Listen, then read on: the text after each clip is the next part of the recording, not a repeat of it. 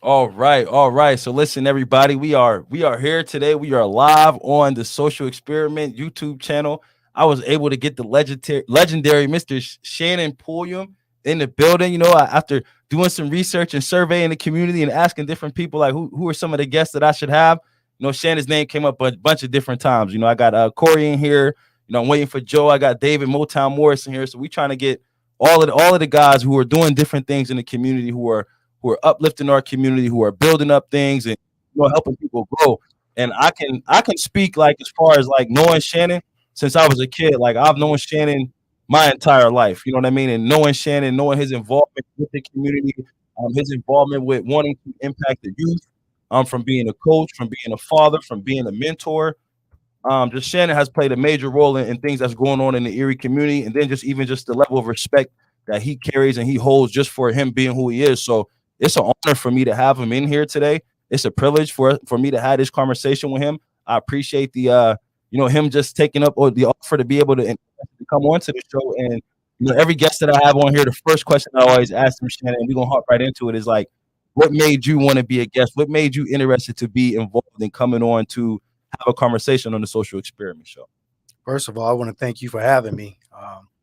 But I like what you're doing. You know what I mean? As a young man, um, you care about the community. Uh, you're visible in the community. You know what I mean? This platform right here is, you know what I mean, is basically what we need. You know what I mean? You always say, people say, give me my flowers while I'm living. And you're giving that platform, and you're also, bringing um, us to the forefront and letting people know about, the positive black men that are in this community, because it's a whole bunch of us. Absolutely. It's a whole bunch, doing, whether it's doing coaching, whether it's teaching, whether it's business, whether it's just being a mentor. It's a whole bunch of us, and very grateful for you having me. I appreciate it, man. Listen, I appreciate that. And like I said, I appreciate you coming on here and everybody reaching out to you. I mean, reaching out to me, like throwing your name out there and stuff like that. So I already knew it was going to be a great opportunity to have you on here. And then, like, people, it's people in the comment section already, giving you praise, and we got some viewers going. So, like, outside of what we know, like, kind of take us to, like, who is Shannon Pulliam? Like, what was life like for you growing up, like, your family household, your structure, siblings, and stuff like that? Some things that maybe we don't know about you. Who is Mr. Shannon Puliam? Well, basically, I come from a two-parent household. I grew up on 17th Street, and also I grew up on Buffalo Road. Okay. So I grew up in the Booker T, and I grew up at the JFK Center. My dad worked at the JFK Center when I was a young boy, and the neighborhood centers played a big role in my life. That's why I met Mr. Witherspoon when I was at the Booker T. But what I mean, I went to East High. Okay. Well, first of all, I went to a parochial school for middle school. Okay. And elementary school, St. Pat's, is no longer there. It's right where Erie Insurance bought up all that land down there on 4th and Holland. Okay. All right. So what I mean. So that's where I started playing basketball at. Was at St. Pat's. But I also learned how to play the game on 17th Street in the court that's next to Immaculate Conception. Francis Spearman played a big part in a lot of our development in basketball in our early years. Okay. But after that, we moved out to Buffalo Road, and fell in love with being out there on Buffalo Road. So went to East, played at East. Went to Slippery Rock, got a scholarship to play at Slippery Rock, played there. Okay, that's what's up. Left Slippery Rock. Well, just to give you a little background, went to Slippery Rock and didn't take academics serious. Okay. My first year there, first time away from home, was basically just wilding. You know what I mean?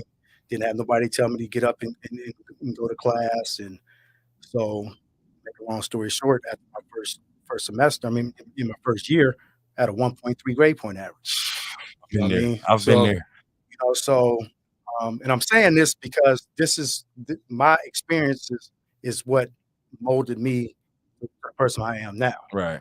And so I was in summer school. May, we got out of school in May. From May until the middle of August. And if you know Slippery Rock, especially back then, it was It was a dry town. It wasn't nothing to do. So I Right. was basically in jail the whole summer because of my undoing. You know Right. what I mean? Not Right. taking academics serious. But that molded me into the coach I am. You know what I Okay. mean? You know what I Okay. mean? My experiences is what I try to tell my players: get your education.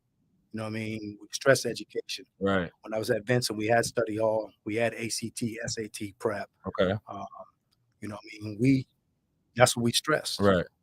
So like I said, my background is what molded me. But my personal life, my parents, I had both my parents in the household. Right.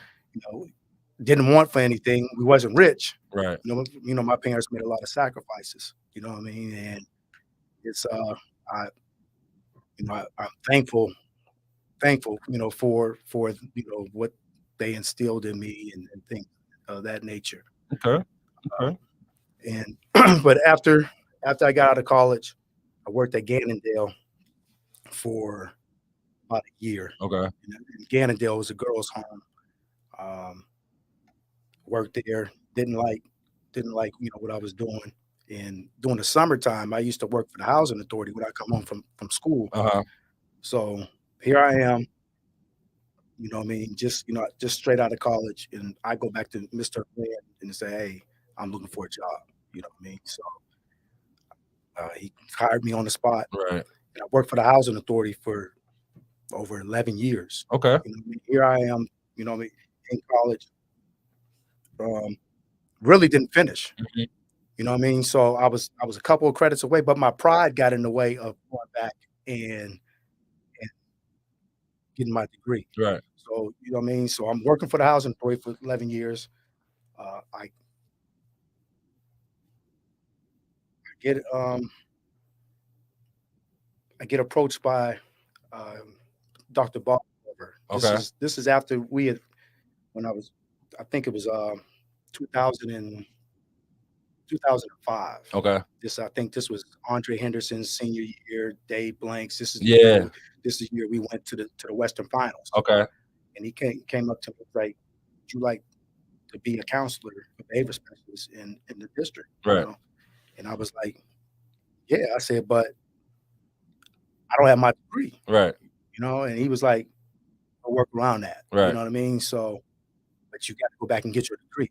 You know what I mean? So Dr. Oliver played a big role in me going back to get my degree, but I had to put my pride aside. You know what I Right. mean? Right. You can't worry about what people think and what people say. You know what Right. I mean? You got to do what's best for you. Here I am in college all those years and was just, real close to getting my degree, and I let my pride stop me from going back and getting my degree. Mhm. So, I worked on, I got in contact with Slipper Up, and, they pulled up my transcript and said, "Hey, you only need 4 credits." Right. I'm like, wow, I'm kicking myself. 11 years. Don't get me wrong. The housing authority, it taught me how to, what I mean, do carpentry, Right. the painting, the plumbing. You know what I mean? But I didn't go to school to do that. You know Right. what I mean? And I'm not knocking it, but Right. that's part of me. It was my life at the time. I had a family to feed. You know what I mean? So I'm feeding my family. Right. But at the end of the day, I had a goal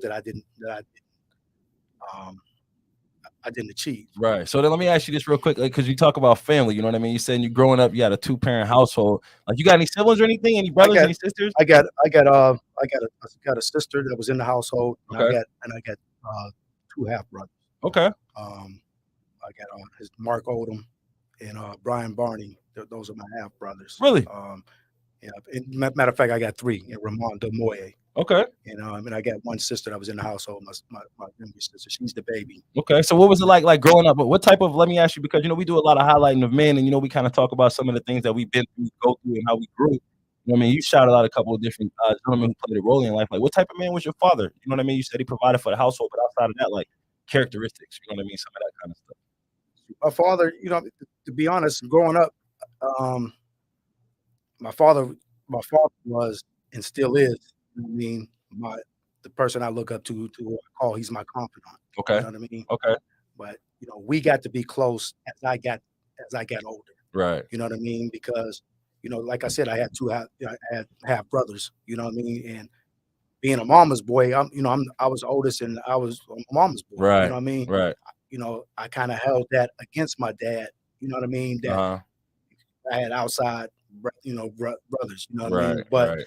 it was it as I got older, because my parents got married. My dad was 18, my mom was 17. Oh wow, yeah. You know what I mean? So I was a product of you know what I mean? So it's more of, as I got older, I saw the trials and tribulations that a young man that goes through, you know what I mean, and the temptations, you know what I mean? So I saw, you know, the reasons, I'm not saying, the reasons why, but Right. I understood, you know what That's I mean? interesting. That's interesting You because I feel like similar situation, you know what I mean? Me and my father, we have a very good relationship today, but as growing up, a young man growing into a man, I always felt like, oh man, like you're showing the other kids more love, or you got other kids outside of us. But then like as I start having my own situations with my children, and I'm kind of realizing, oh, okay, yeah. now this makes sense. This is Yeah. why things went the way that they were, you know what I mean? So I definitely understand what you said. And it's good, like it's good for you to be able to, and for me, for us to be able to acknowledge the fact that it took us a little bit of time, but we have Yeah. relationships with our fathers because I think that's very important as men.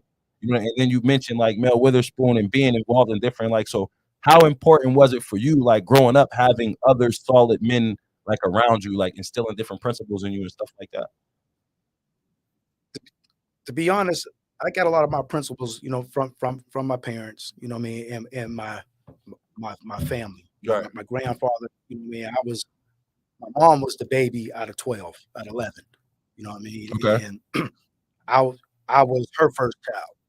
So I get always I was my I stayed with my grandparents, Mhm. you know what I mean, and I was what my cousins say, I was my grandfather's pick. Mhm. You know what I mean? So, but my grandfather kind of molded me, my dad molded me, but the community centers molded me too. Right. You know Right. what I mean? Because we stayed at the community centers 24/7, especially when I lived on 17th Street.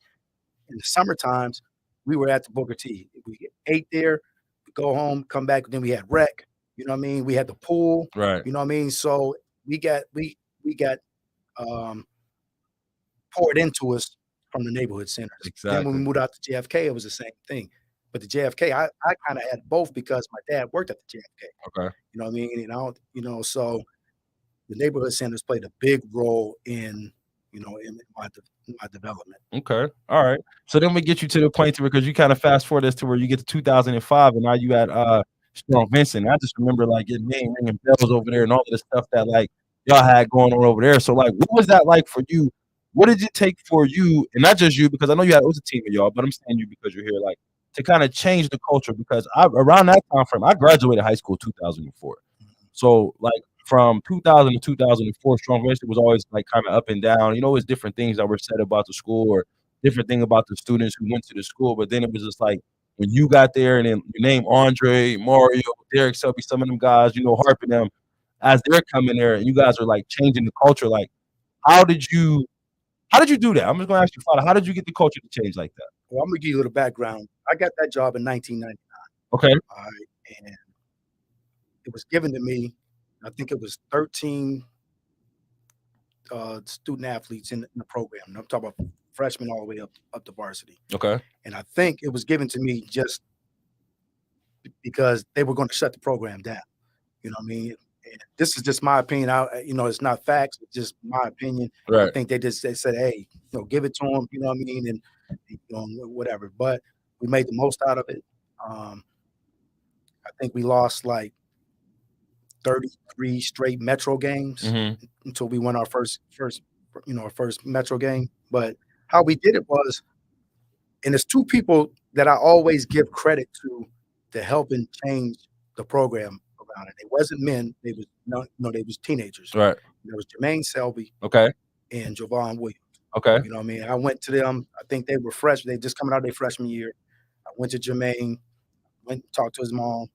I talked to Tanisha, which is my cousin, about Javon. Javon was up at Central. Jermaine was at East. Uh-huh. I went over and I said, "Hey, come on over. You know what I mean? Hey, this is what I'm trying to do. This is what I'm trying to help y'all. Come on over." And they came. You know Right. what I mean? But they didn't come right away because it was the Right. first day of school, and I go to because I wasn't working in the district. I was still at the housing authority, but I come to school and they're not there. I'm like, yo, what's going on? You know what I mean? So I go double back, and I finally convinced them, and they came. And once they came, then you had Ani, then you had Derek Selby, then you had Uh-huh. everybody else coming, and once we got it rolling, what I mean, once we won our first game, I think it took like 33 games. Right. Then the next year we won the Metro. Uh-huh. We won the whole Metro League, and then from there we ain't look back. You know what I Right. mean? I think after that, I think we never had a losing season at Strong Vincent, but it was more than just the X's and O's. We always preached being a fraternity and being a brotherhood, and down the line that brotherhood was broken, and it was strained. Right. You know what And I mean? what's interesting though, real quick, is like when you name some of the people that you name, like Jermaine Selby, you name Jovan, you name D-Bone, like all of those guys that you talk about the Booker T. Washington Center, like they all come from like that community center area, like that neighborhood, to where it's like even to have that nucleus, like for you to still continue to carry that on is like it's amazing for you to do that. But you know what I mean? I didn't want to cut you off. I just wanted to say that because I want to emphasize the importance of us being more active and involved in the community and the community centers and how it impacts lives. But you know what I mean? You were saying as far as like building that and growing that. Yeah, that's what we always preach that at Strong Vincent. You know what I mean? Is to be we're a fraternity. No matter if it's 30 years, 20 years, whenever you come back, we all, what I mean, we always love. Right. You know what I mean? And like I said, about 9 years ago, it was broken. You know what I mean? With the situation with my son Hmm. and with my other player, he was a player for me, Rasheed Anderson. Right. That, what I mean, that split. You know what I mean? There was times where some of those players didn't even speak to me, let alone other. Everybody took sides. Right. You know what I Yeah. mean? Yeah. And what really brought that back, us, mending those fences was our state championship game run. Right. Um, and you know everything is getting back to normal. You know what I Exactly. mean? So, Exactly.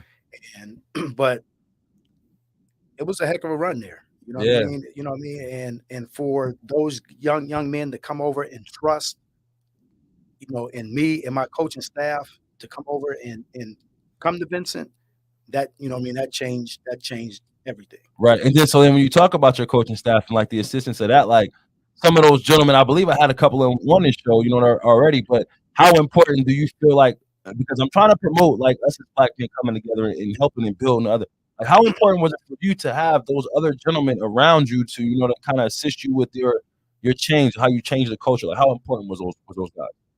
To be honest, it was always a running joke among other coaches that, you know what I mean, that my the majority of my coaching staff was black. Right. I was like an HBCU Yeah, over you there, know what I man. mean? And, when we all brought something to the table. You Right. know what I mean? So as a coach, my mentality is this: you're only as good as the people that you got around. And I had a heck of a staff. They might, some of them might not have been the best X's and O's or that, but they were people person. Right. Right. You had David Motown Morris. He was our spiritual guy. Right. We had Lionel Hammer. Corey Coleman was on my staff. Mike Jones started on my staff. I had a guy named Anthony Oakes. You had Kyle Horton, um, Daryl Roberts, Right. Ron Paisley. Right. Then we had Charles Hollis. I mean, rest in peace. Charles Hollis was a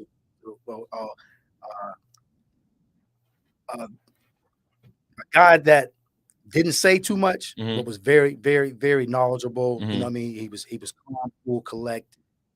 Um, I don't want to leave a lot of it because my coaching tree is big. Yeah. Yes, it is. You know what I mean? So if I leave anybody out, don't blame it on the heart. Absolutely. You know, Absolutely. so, So then let me ask you this, like, because like, I'm a huge supporter for Andre, man. I love everything that Andre doing up there at Erie High. And then for you to like kind of be like to sit back here and play a role, and I believe anyway, and I'm sure he would say it. I can't speak for him, but like for you to kind of play a role in that, like, what's your thoughts on what he's doing up there and how he's creating that new culture that you kind of started I at Strong Bench? love it because that's the blueprint. Right. I love it. That's what some things that he's implemented, but a lot of that stuff is implemented, and he knows, that he's a part of it. Um, I can't speak. I'm happy. I'm happy Absolutely. for him. You know what I mean? I Absolutely. know the future is bright, and I tell him, Rome wasn't built in a day.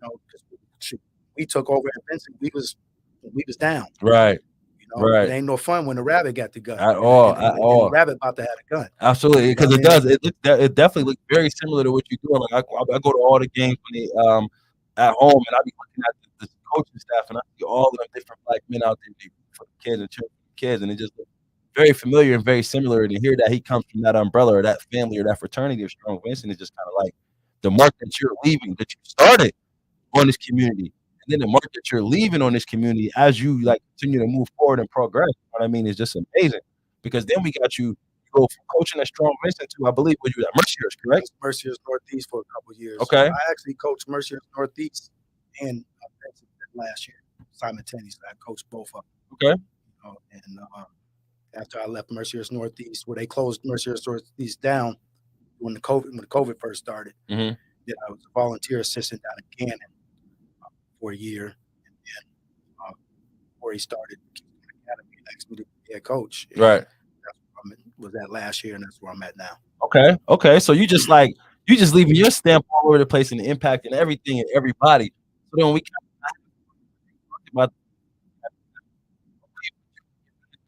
back and forth about our schedule, but then like kind of take me through that. Like, what is that like for you? Because you go from starting at high school, then you go to college level. Now, seem like what y'all got going on. I'm gonna say better than both, more beneficial for your lifestyle than the other two. So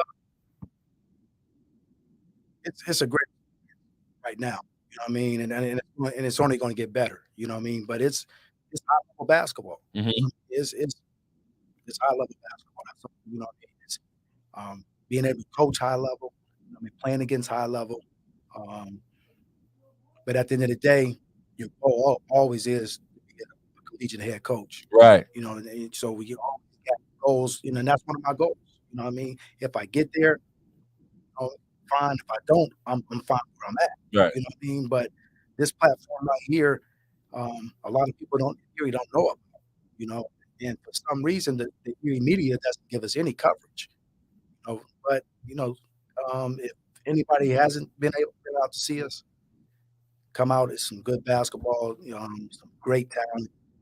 Both on Keystone's team and some of the teams that we play. okay, all right. That's what's up, man. So then, like, outside of like, you being involved in athletics and stuff like that, like, why did you want to get involved with coaching? Like, why is that something that you know what I mean? You decided you wanted to do? To be honest, Ronnie,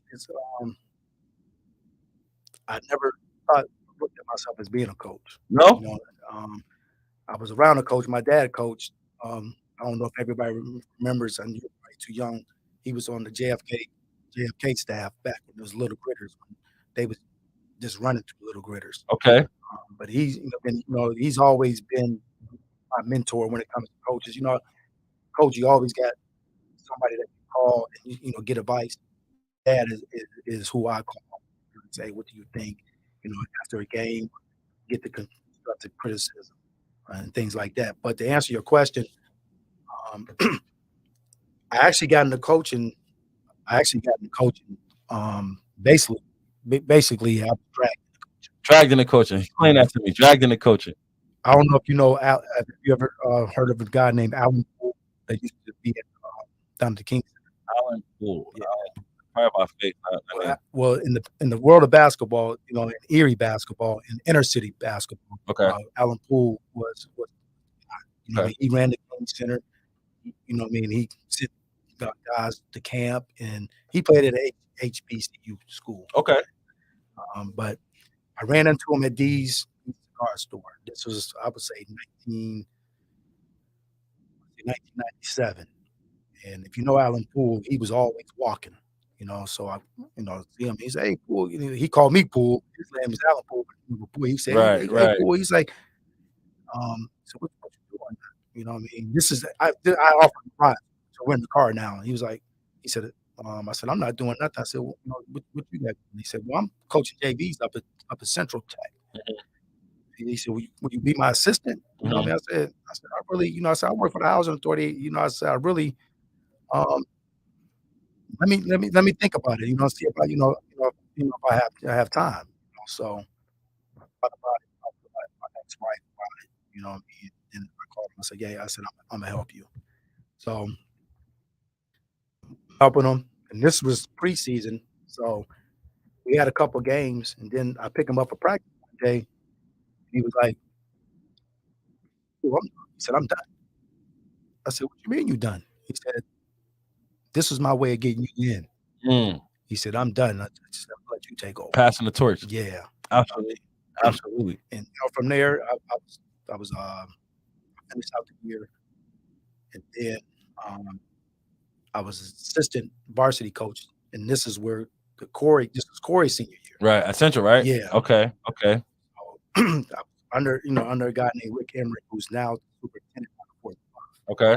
So, and then he gave it up. So here I am. I'm thinking I'm next in line. Right. You know what I mean? And the same thing that happened to me then, which to be honest, I wasn't ready to be no head coach then. The same thing that happened to me then happened to me when they consolidated To the Erie High. Okay. politics where it is. You know what I Right. mean? Here I'm thinking I'm next in line. I don't even get an interview. Yeah. You know what I mean? Yeah. So then it comes full circle, 2014, 2016, Mhm. when they consolidated the high schools. Here I am thinking I'm getting the Erie High head job. Right. Politics, years is Right. and they want to be a pro coach. Right. You know what I mean? So We should. Can I ask you about that? we can, man, hey, take the gloves off. Listen, because I was curious about that too, like because you would think I was thinking anyway, like when the transition was happening, that was just kind of like what's your resume and the way it speaks, and then on top of that, I guess the record when y'all playing against Central Tech and you got Strong Vincent, y'all got y'all doing the things that y'all doing. Like, how did they get to the point to where that wasn't just your job, and like, what was your thoughts? Like, how did you process that after you realized that, like, man, I got to deal with these politics and this ain't, because everybody around her wanted you to have that job, and it would have benefited our community. It would have been our community. You know what I mean? Because to be honest, I was bitter for a while. Mm-hmm. You know what I mean? And this Keystone, me getting back into coaching. You know what I mean? I was coaching at Mercer's Northeast, but that wasn't my niche. Right. You know what I mean? Right. At the end of the day, I'm from here. I love this community. Right. You know what I mean? And the impact that could have had, it could have been, was lost. Right. You know what I mean? I agree. But I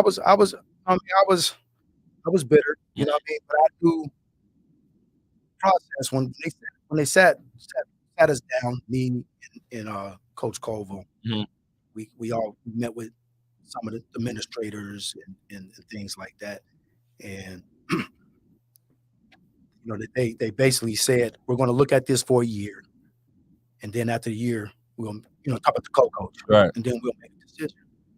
Me, I'm not a talkative person, but I'm very observant, right, and I pick through things, and my mindset was this: I knew right then I wasn't going to follow through with that.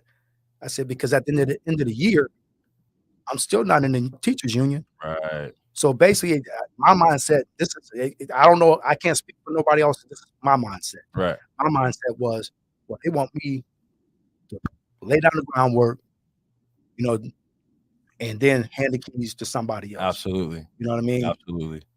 At that meeting, I agreed. I said, I agreed to it. But in my mind, I was saying, I'm not doing this. Excuse my language. I ain't doing this shit. Right. You know what I mean? Right. I'm going to make sure that we get some representation on that staff that looks like us, our kids, and then I'm going to walk away. Absolutely. You know what I mean? So that was my main goal, and I was bitter for a while.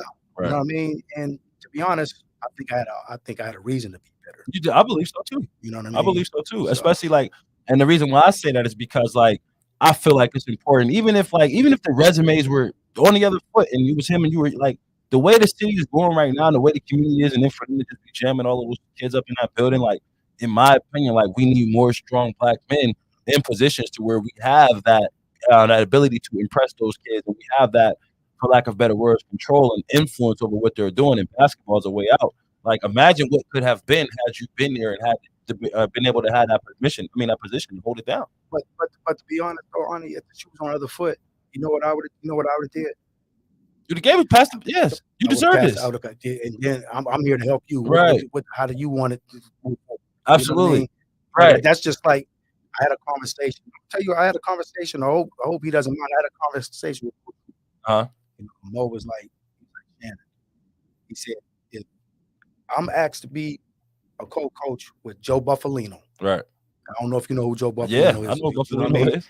He said, I'm telling Coach Buff, this is your pro, you know what I mean? I'm here to help. I'm here to assist you. Right. You know what I mean? And I'm not saying I'm the greatest coach. You were the better pick, man. We don't gotta break it down and pull it apart. Like you was the better pick. In my opinion, you were the better pick. So then let me ask you this: like, do you feel like you don't gotta answer this if you don't want to, but do you feel like Koval should have been like, you know what? No, this is Shannon. Shannon's building the culture. Like, to be honest, I can't speak. You know, man. I'm not here to bash nobody. Understood. You know what I mean? I'm here basically. I want them to succeed. Exactly. You know what I mean? Exactly. I opened up a gym over at the former school, and half of Erie High was there. Right. You know, getting the training from my. Well, I didn't do too much training because I had surgery, but from Joe and from Sheldon, I had a summer program. Right. You know what I mean? And they were in there. Right. You know what I mean? And we had a summer league this year.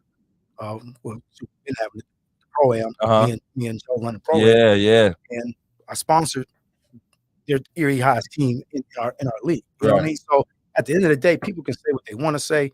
I care about my community. I care about these boys, and I'm not here to bash nobody. I just know that I was better behind what transpired and what could have been, because the groundwork was laid. Absolutely. You know what I mean? When Vincent, when they combined schools, we had 3 or 4 sophomores on that state championship team.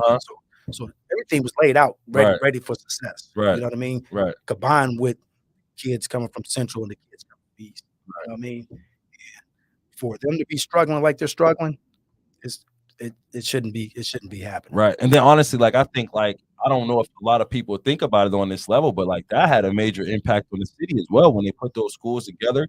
You know what I mean? And then it was all of this fuss about, who's going to be the coach of the football team, who's going to be coach of the basketball team and stuff like that. Because in my opinion, outside of winning and losing, I feel like outside of winning and losing, we have people in positions who have the authority and who have the power to be like have an impression on these kids to be able to kind of like get their minds right and get them together and stuff. Some of those guys who have coached in the past, kids don't respect. I mean, and you don't have to speak on that. I can speak, like you said, certain things that I'm gonna say that most people wouldn't say, but I'm gonna speak on the situation where like those kids didn't respect some of those coaches or didn't respect something. Like I remember Erie House running that crazy offense, and I'm not here to bash or ditch or anything, but like even then, I feel like even if Dre would have just been there and went going forever, like the kids are buying in to what he is saying and what he is doing.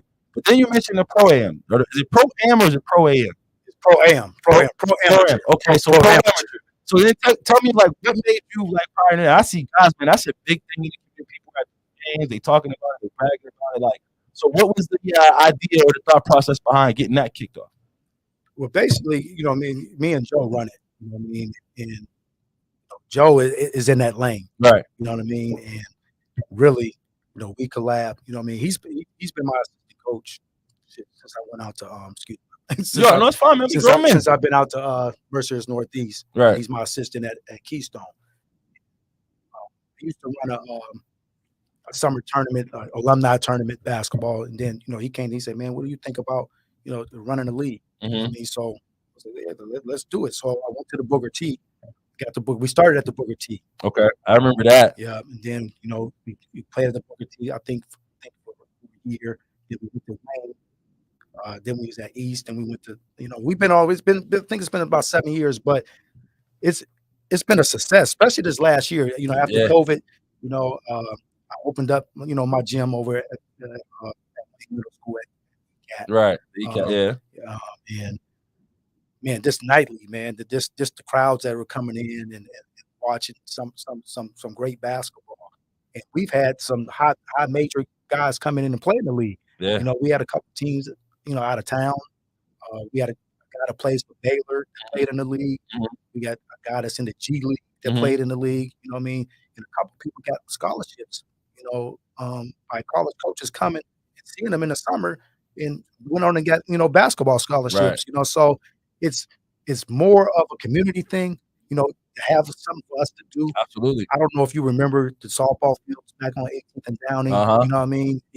That it's something of that nature, giving us something to do, something positive, no BS going on, no fights, you know what I mean? On the court, it might be a little jawing back and forth, but people just coming out, families coming out, and just having Right. having a great Absolutely, time. because you even see it on Facebook. Like you see people going live on Facebook Mhm. about it, talking about going there. So even just like the camaraderie, and it's just like it seems like through all the things that we're talking about in your body of work, like it has all been like based on building people together. And you've been collaborating with different people, and you've been teaming up with different people, which is all great stuff, man. And this is why I wanted to have you on here to highlight you and talk about some of the stuff that you got going on. But then I also know, like, while you were running the pro-am, like you also had the kitchen going over there, and you got another, you know what I mean, business when it comes to that, as far as like just leveraging that and then teaming up with different people. So kind of like talk to us about some of like your business, man. You got the Shampoo Sports. I see the logo and all of that. So now I'm gonna assume because I don't know offhand, like what is that? What is Shampoo Sports? What is all that? Shannon Sports basically is I'm trying to run like a community center, you know what Right. I mean? I haven't gone nonprofit yet, but I'm looking to go I know how nonprofit. to do it, bro. If Yeah, you need help, yeah. I can sit here Well, and type it up for you. yeah, but we gonna sit down and talk, All right. right? But it's a LLC, and basically, as you know, that I don't know if people know, they remodeled the former Wayne Middle School. It's called, it's ECAT, Mm-hmm. Erie Community Arts and Technology. And I've always had a vision of opening up my gym. So I went to the CEO and had my business plan. I said, "What do you guys plan on doing with the gym?" Mm-hmm. They had no plan for the gym. So I gave them my business proposal. What I mean, they liked it. Mm-hmm. And it, have you been in there? Yeah, yeah. I've Yeah, been in there. It's yeah, definitely yeah, don't look like Wayne yeah, no yeah. more. It doesn't. But Shampoo Sports is little kids league, Uh-huh. a league that started last Saturday. We're just doing skill sessions for the first two weekends, and then Mm-hmm. we'll be playing. Got adult leagues, got adult open rec. Um, we have training, Right. individual training and group training. Right. Joe trains out of there. Joe trains out of there. Sheldon Sabati trains out of there, Okay. along with myself. Shooting machine. Yeah. Even if somebody like you wants to come in and just get shots up, it's great cardio. Uh-huh. I mean, or you want to work on your shot. And I also have a gym room. Right. Get you out if you want to do an event. Okay. If you want to do a tournament or you know so Oh, I see. I didn't even know y'all rented that out, man. It's good that we having yeah. this conversation. So then, like, how beneficial do you think that is to the community? You know what I mean? You got all of this stuff going on, and especially where the location is, like, it's in a location where anybody can access it. So, like, how important or how beneficial has that been? Just the ECAT within itself, and then the Keystone Academy Kings, and then Pool Sports, like all three of those things coming together. How beneficial has that been? It's big. It's huge. We also over at ECAT. There's a dinner program, Mhm. free dinner program. Doing the summer lunch program, Mhm. they have a dinner program, and that's right outside the gym. But we gave back this this summer with a camp, Mhm. a skills and drills. Yeah, K, I think no, it was grade second through fifth, and then the older kids came in, and the gym was packed. Right. What I mean? We only did it. I think it was Monday through Wednesday. No, it was Tuesday, Wednesday, Thursday, and off Monday and Friday. But it was, it was packed. Trying to make an impact not only just on the basketball court, but in their mind, in their Right. mindset. You know Right. what I mean? So it's just getting off the ground. It's not where I want it to be, but it's going to get there. Absolutely. You know what I mean? So, but and it's right in the heart of the poorest zip code in Pennsylvania. Exactly. Exactly. You know what I mean? Like I said, I care about my community. And Absolutely. So you guys definitely are making a difference over there. So then we got, you affiliated with all of these different things, and then you got Corey. You guys started up the Keystone. So take me a little bit through, like, I got Corey's take on that, but I want to know what's your take on the Keystone Academy, and what's your thoughts about it, and like, how do you feel about the program, and what you guys are going to be doing moving forward?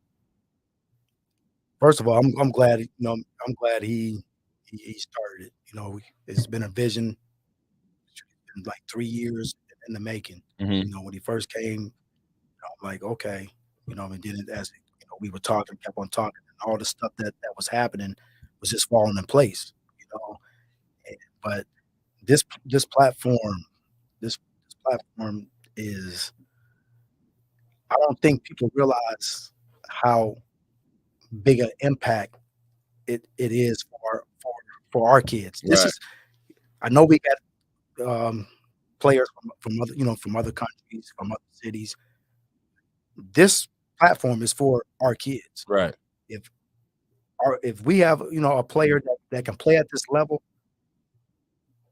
this is the platform. You know Right. what I mean? Because just just this past fall, man, we've had so many D1 coaches at our practices. We have had so many, what I mean? And I'm talking about from Alabama, what I mean, Virginia, I remember you had Calipari up here, yeah, didn't you? yeah, that was last year. Okay. Yeah, you know what I mean? So if they can play at this level, this is where the level they need to play at, Right. and it's not like we're coming in and we're trying to take anybody's player from, but you're not gonna get the exposure that you're gonna get, playing at Keystone. You know Right. what I mean? And there's other things, other things on the horizon, Absolutely. that's coming down.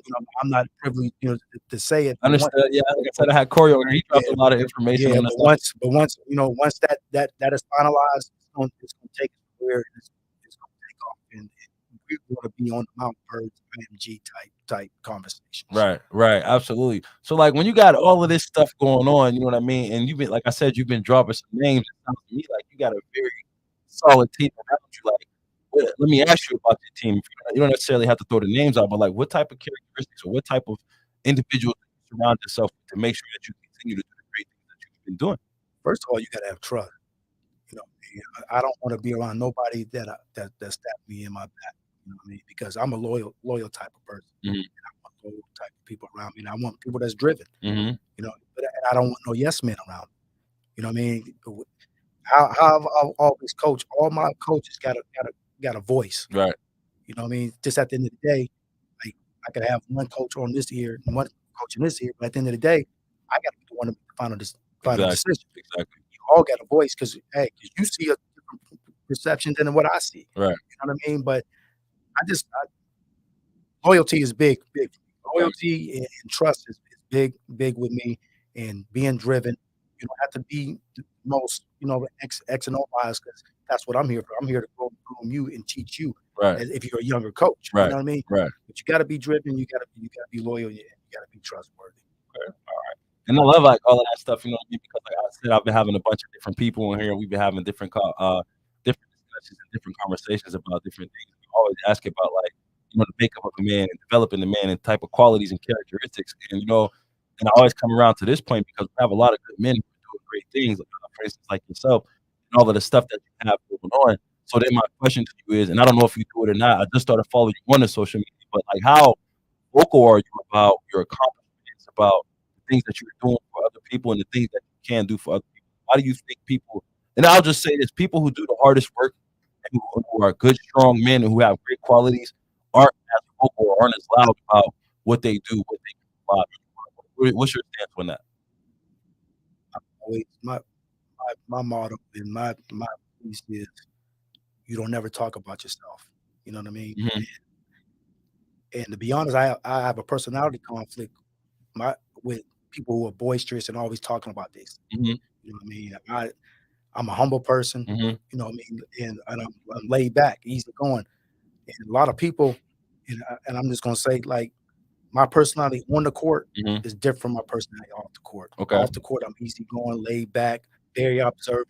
I'm always, you know what I mean?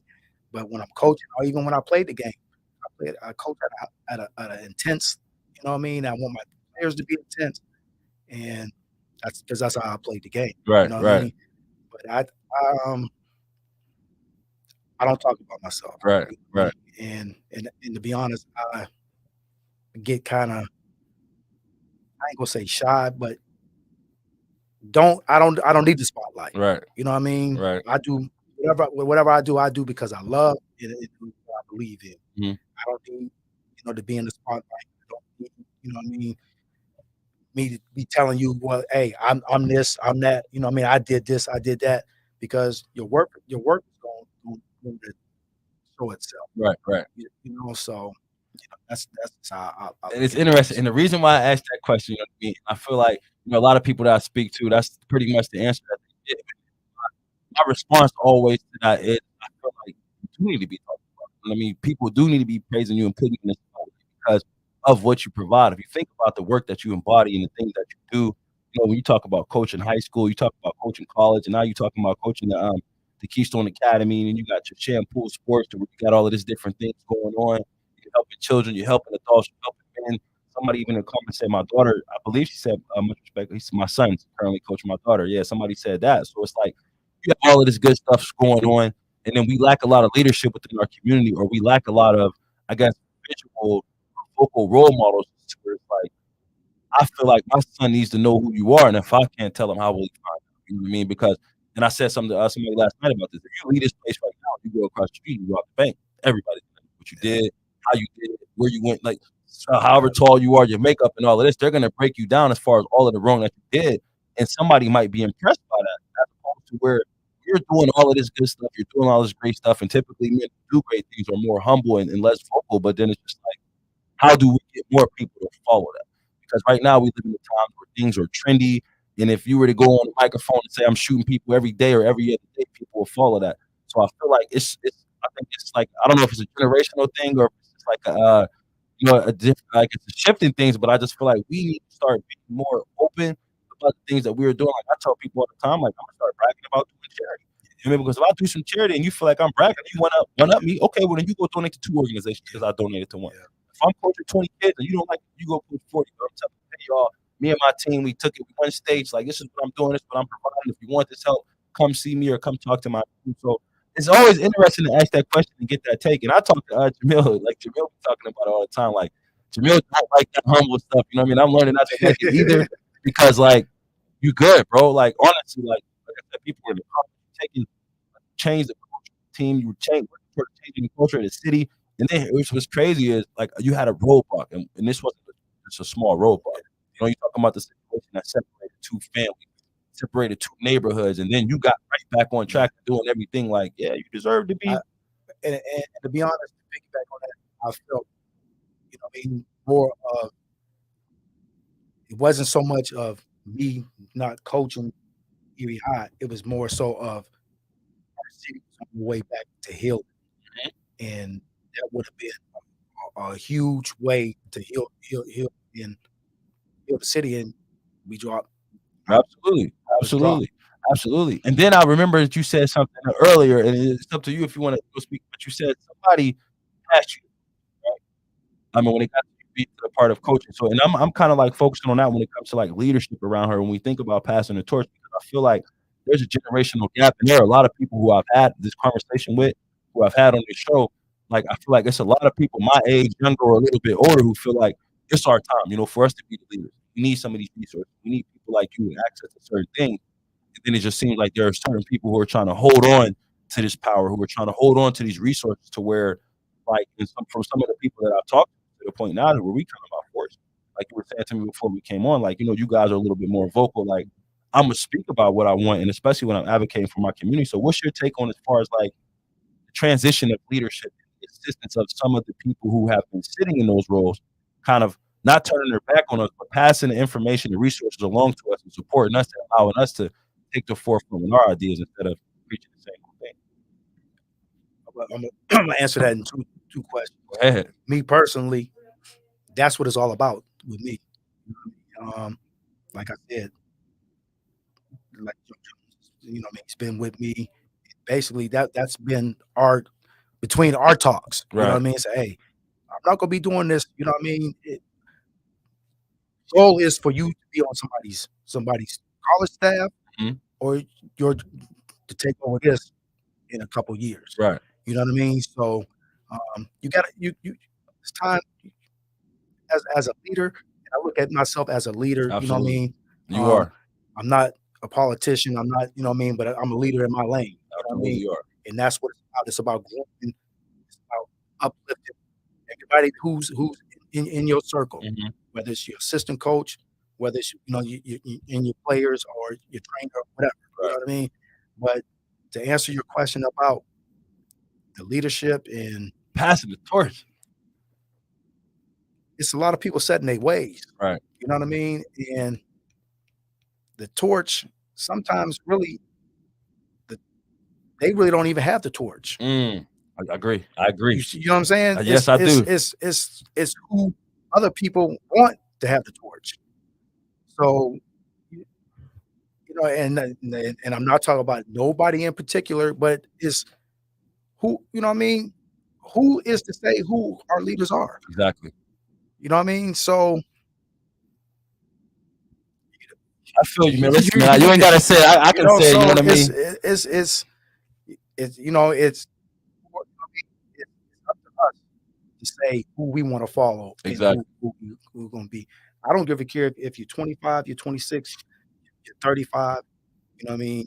Is if it's your time, it's your time. Right. You know what I mean? And why do you have to wait for somebody to pass the torch Right. when you can Take it. take the torch? Absolutely. You know what I mean? Absolutely. Because like we talked earlier, I said you your generation, you guys are vocal. Mhm. You know what I mean?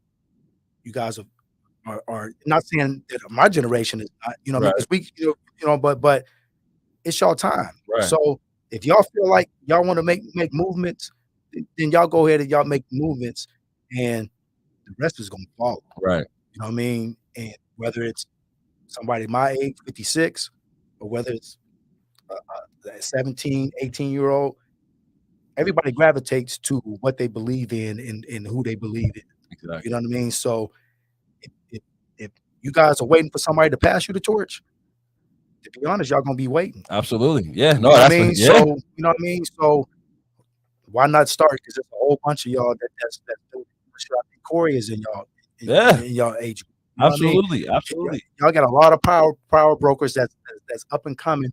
And like I told you, man, whatever y'all do, you know what I mean? Hey, y'all got my full support. I appreciate it. I appreciate it. Yeah, like, and again, like I was saying, it's interesting because like I be telling people, like we raised from, like you said, you talk about some of the community centers and some of these people, they kind of like pushed us and they pushed us to grow and they pushed us to build and they pushed us to these positions to where we are now the leaders. And like you were saying, like we're not asking for the torch to be passed. It would have been nice if people would have passed it, but like when I say I've been dealing with and talking to a group of like, some young brothers who hungry, who want some change around here. When I say change, I don't mean money change, but I mean Yeah, like more opportunity and more exposure for our kids and our youth, and we going doing what we have to do. Like I said, like even Andre, like I'm fully support Andre Henderson because I feel like him being at Erie High is like the nucleus of it everything is. that we are It trying to is. do around It here. is. It's going to trickle down and it's going to trickle back up. So we are. When I say we, I can strongly stand on we. When I say we are coming together, we are getting stronger. We are ready for all the opportunities that are coming, and it's good to hear you say like, I got you got my support in whatever you need because it means a lot. It does mean a lot, and we expect a lot, and we want a lot, like moving forward. But then outside of this, and I always make sure I touch on this question is like, with everything that you have going on, I'm pretty sure it's a lot of, it takes a lot of mental strain. Like, how do you, what's your take on mental health? Like, how do you deal with mental health, or like, what's your beliefs behind it? Like, what's your take on the subject of the category? I mean, the subject of mental health. Mental health is real. You know what I mean? It runs in my family. You Hmm. know, I've seen it as a young kid. You know, and I dealt with it as a parent. You know, and a lot of it, and I really didn't understand it until really, with my job at the school district and Right. family services. When I was going through training, Hmm. our trauma is killing our kids. Yes. You know what I mean? Trauma is, you know what I mean, just whether it's in the household, whether it's out in the street, or just the experiences that our kids are being exposed to is killing. You know what I mean? I'm not saying killing, but you Yeah. Yeah. understand I what understand. Yeah. the mental health is huge. You know, and a lot of things is taboo in our community. You know what I mean? Looking back, is I can actually say, going into some people's houses and the door be shut, and you'll say, you know, who's in there? You know what I mean? Uncle or brother, or you know, as black folks, we think it's taboo. You know Mhm, what I mean? And we it's not talked about, but it mhm. needs to be talked about because there's therapy out there to help with, a lot of the mental health. It's not that people are, what I mean, Crazy. it's crazy. Right. It's just that life is, you know what I mean, the trauma that people have been through. You know what I mean? So Absolutely. we all need somebody to talk to. Absolutely. Whether it's your wife, your significant other, or a professional, we all need an outlet. We have to get whatever is in us out, Absolutely. and not feel judged by saying, what we're talking about. Man, I appreciate you saying that for real too, because I had JT on here, a while back, and he was talking about that too, how he learned about the importance of mental health at like, a later stage in his life. So it's interesting to hear like black men from a different generation of myself being able to speak on that and say, I discovered I learned it late, but I'm open to it, and I understand the importance of addressing your mental health, and I understand the importance of seeking help and, reaching out to people. So like I definitely appreciate all of that information, all of that insight, man. It's crazy. It's like I wouldn't just go somebody else book the room. You know what I mean? You know what I'm saying? But like everything that you said here today, man, like I appreciate everything that you said. Man. Even just like thinking of the body of work and the things that you've done for this community, the things that you've done for like some of my friends personally, as far as like changing that culture over at Strong Vincent. I know it's a lot of guys who come from that tree, who come from that umbrella of coaching and that fraternity, to where it's like it's guys who went to college who probably didn't think they would go to college. You know what I mean? It's guys who have jobs because they were good football players, good basketball players, and they had to, keep up the code of conduct or whatever it is that you guys had going on there. So then when you get to, you go to working for adults, and then you got the pro am going, you got the Keystone Academy, and it's just like you are a pillar within our community. Like you are a legend to me. In my eyes, I look at you like a legend, man. I I appreciate appreciate every single thing that you've ever done. Like you play a major role in the shift that's going on around here, especially like I said, everybody knows how much I support Coach Andre Henderson, and I feel like Coach Andre Henderson is like a piece of your family, a piece it. of He your is. tree, and it's just like so. It's good to be able to see like it's going to live on and it's going to continue, and whether you want to accept it or not, it all started with you. Whoever gave you the opportunity to put you on the stage, because there's going to be a kid who's going to be like, you know what, I want to be like Coach Drake. You know what I mean, there's going to be a kid that's going to want to be like the kid that follows him, and it all kind of started from the nucleus that you created and this fraternity that you created. And so I wanted to give you your flowers, and that's why we do these shows, because like you're an amazing man. You know what I mean? I don't want you to allow anybody to take that away from you.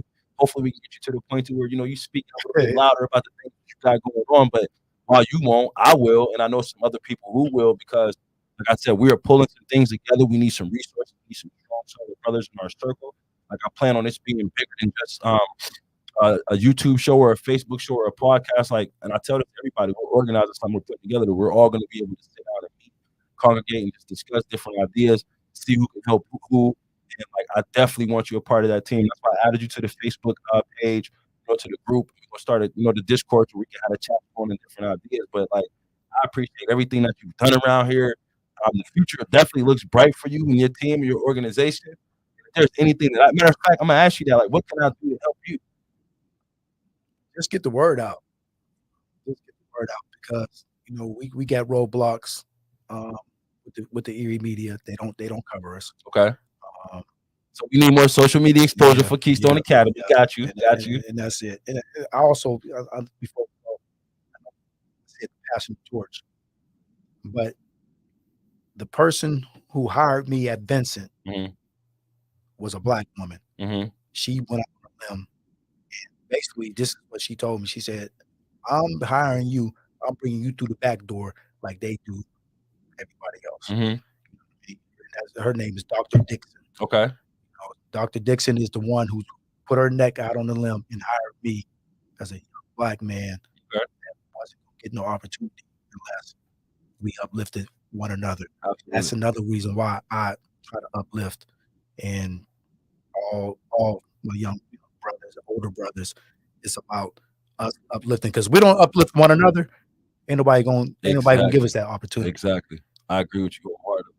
Yeah, I appreciate you. And before we wrap it up, like I mean, it's the Shannon Pulium show on the social experiment. So I don't know if you got any last plugs you want to drop, or if you got any questions for me, you got any insights or any advice for me. Like I hate that we got to run this one for exactly an hour and somebody else got the room, man, because I got a bunch of, like, as I'm talking to you, a bunch of different questions are popping up, but I'm glad that we're going to be able to build. And then I like to leave it here too, because now people don't have to find you, don't have to reach out to you, don't have to look for you. But, the mic is yours for the last couple minutes. If you got anything you want to say or any questions, feel free to do so. I ain't no talking person, but I do. We got ties, me and you. I don't know if you know that. I used to be at your grandmother's Oh, house yeah, on 16th Street. absolutely. Miss Cooley, love her, loved her. You know what I mean? She was like a second grandmother to me. Your dad, what I mean, me and him grew up together. I remember he used to have that Miami Dolphins jacket, but both of us have gone through some medical issues. We Mhm, both have battled prostate cancer. mhm. My thing is to all you young men and guys my age, please go get your prostate and your colon looked at because it's real. It's a silent killer. Um, Later for all taboos and things is something that needs to be addressed. Knowing is half the battle. Um, if you catch it early, it's a great survival rate. If you catch it late, your chances, is prevalent in African American men. Wow. A- And so please go out, get a, if you have a urologist, get with your primary care and go get screened for prostate cancer. That's all I say. Thank you, man. I appreciate it. That's real too, man, because a lot of us, we again, and that's why it's important for us to have these conversations with different men who have different insights on life. Because a lot of people don't look at that kind of stuff. A lot of people don't think about that kind of stuff. But we had a lot of people in the comment section. We got Gio, Podgy, Andre Henderson, Jacob Smith, UB Timmons, Patrick Nelson, Brian Atterbury, Al Smitherman, Jamal Smith, Malcolm Pulliam. Like it's just Marie Jackson, Sean Powell, like everybody's showing love. Like, listen, man, like I was saying, like you're a legend in this community, man. You play a major role in a lot of people's development, and even from your coaching tree, just different coaches who picked up the torch and continue to do what you were doing. So, like, I appreciate you for coming on the show. I appreciate the conversation. We're gonna continue to have more conversations. We're gonna keep building. We're gonna keep growing. I appreciate every single person who tuned in. Everybody who watched the show. Everybody who was in the comment section interacting with the thumbs up and the love. Like, we appreciate everybody. Make sure that you go to the YouTube channel, you subscribe to the YouTube channel. We have more people coming. I have more interviews coming up. I'm waiting for a lot of people to respond. And when I say a lot of people, we talking like some heavy hitters in our city, some people in the community who really make us noise. We'll keep highlighting them. We'll keep promoting them. We're going to make sure that everybody knows who's who, because when it's time to make a move, we're going to have all the pieces in order. So I appreciate everybody's time. Make sure you have y'all a good rest of the day. We got to clear out the room.